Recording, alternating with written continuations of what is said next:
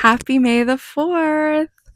Hi, I'm Hannah. Thank you so much for coming to my channel where I talk all things costuming, cosplay, and live events.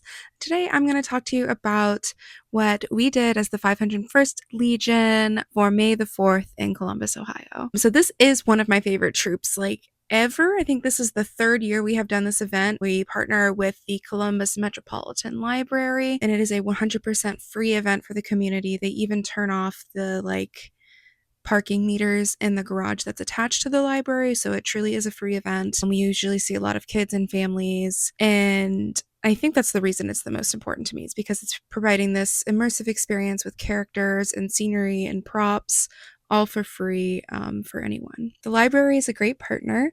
A couple weeks ago, in preparation for this event, a couple of the other troopers and I made our way down to the Columbus Metropolitan Library to film a couple promotional videos, and we had a lot of fun doing that. I helped film one, and then I was also in one as a Jawa. Let's go ahead and watch it.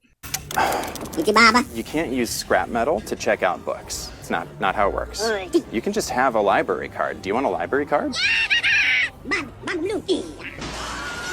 the computer lab, not the computer lab. Awesome. So I will go ahead and link, I also shared that to my Instagram. I'll go ahead and share the link to that reel in the description. I also want to say so much work goes in behind the scenes to events like this. Many from our group volunteered their time on Thursday night to load up all of our scenery and props into a trailer, and then again on Friday night to unload things from that trailer into the library itself and get everything set up so we would be ready to go early Saturday morning before the library opened. Unfortunately, due to work schedules, my husband and I were not able to be a part of that, but I do just kind of want to give a shout out to my friends who made this all possible by volunteering their time and putting in the hard work. So fast forward to our event day, Saturday, May 3rd. So we arrived at the library before it even opened. I did have a couple things to work on my costume because I haven't worn it for a troop since Fan Expo Cleveland, and I think that was maybe a month or two ago. So anyway, while we got in there, I started re-gluing the air hoses to my fan that I wear underneath my costume so I get some nice airflow around my face. It's a must. It's an absolute essential for any time I wear this costume in any sort of long period of time. So I was like, I have to fix this before I go out in it. Thankfully, we were in a nice big changing room that had outlets, so I plugged in my hot glue gun and made sure I got it all glued up and ready to go. And then, as I mentioned, I had been really busy, so I also hadn't had the time to get my battery packs or my speaker out and charge them, so I also plugged those in for a little bit so I had enough juice to keep me going. And then I also wanted to use a new prop that I've never used before today. My husband is in the process of making me a 3D printed C3PO head just because I want to carry it around as a Jawa because I think it's hilarious. So it's not done, but I do have most of the face. And I was like, well, yes, I need to be carrying this with me somehow. And I had some leather lacing that I had left over from some other project. So I went ahead and took that and made it a little braid so I could tie the face of the C3PO mask to my bandolier in my Jawa costume. And honestly, it was a huge success. People really liked seeing the C3PO head. I got a lot of comments saying that it was really funny. So yeah, attendees liked it, and I'm glad I got to use at least part of it. So anyway, once I had my braided leather ready, I was waiting for my glue to dry. I was waiting for some things to charge. I went out onto our floor with our setup with my husband. He was debuting a new droid puppet. Her name is BDLE, or call her Ellie for short, and her whole thing is that she is supposed to detect lightsabers. She's really bad at it because she's brand new and she's still a puppy in training. So fans had a lot of fun with her. A lot of kids were really kind of awestruck about having this puppet around. So she still has some more things to be done, but glad we got to kind of test her out today. At this point, I also checked out some of the activities the library had going on for kids. They had a lot of stations set up around our area, so there was a make your own button, there were some coloring sheets. They had a make your own Chewbacca hand puppet with a brown paper bag. They had a make your own lightsaber out of construction paper and make your own Yoda ears out of construction paper. So there was just so many fun little crafts, and the kids were running around wearing the Yoda ears, running around with the lightsabers. A few of the kids even started battling lightsabers with some of our members. So that was fun. At one point in the day, my husband did put on his Kylo Ren costume. So he was out there battling younglings with their paper lightsabers. So I'm here at the Columbus Metropolitan Library. I'm up on the third floor overlooking our second floor display with the 501st Legion, specifically the Ohio Garrison and the Arch City Sqaud. This is kind of our favorite event of the year. As you can see, there's lots of displays up. We love partnering with the library. Over there, you can see there's a ton of craft stations. They get the kids really involved. There's like a make your own lightsaber. Kids really, really enjoy it.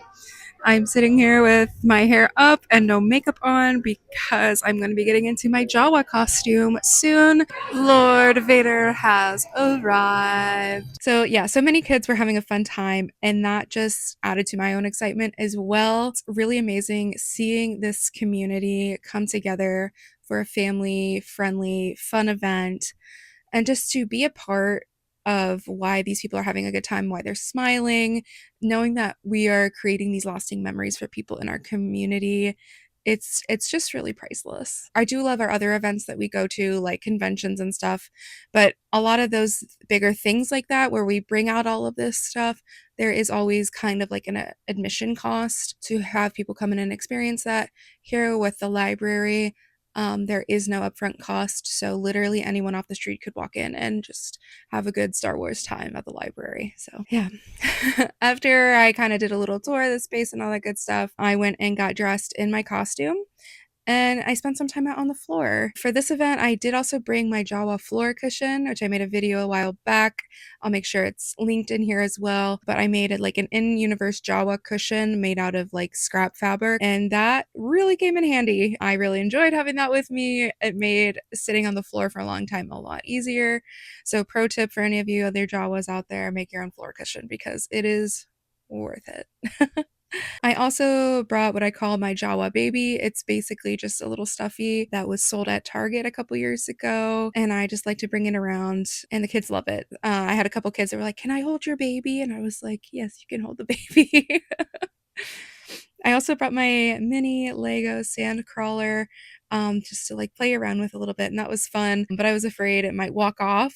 There were a lot of kids like swarming me, so I eventually just kind of like tucked it back away. I was like, I don't want it to disappear, so I'll just put that one away for now. And then, of course, just like the teaser video, I had my bag of gears, my little plastic gears that I give out to kids.